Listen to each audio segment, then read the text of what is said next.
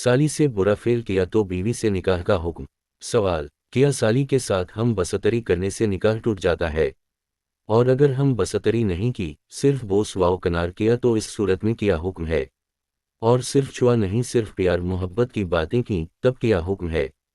जवाब: साली अजनबी के हुक्म में है, उससे प्यार मोहब्बत की बातें करना या बोस वकनार और जिना सब नाजायज़ और हराम है। जैसे आम अजनबी के साथ ये चीज़ें हराम हैं।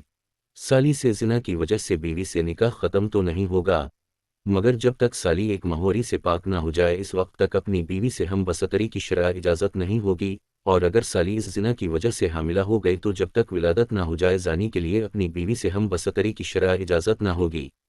अहादीस में उन रिश्तों साली बहनोई देवर भाभी के हवाले से पर्दे की ज़्यादा ताकीद आई है, क्योंकि यहाँ फितने में इब्तला का अंदेशा ज़्यादा है। अगर किसी से मज़कूरा गुनाह सरज़द हुआ हो तो इस पर सच्ची तौबा और पर्दे का एहतिमाम लाजिम होगा।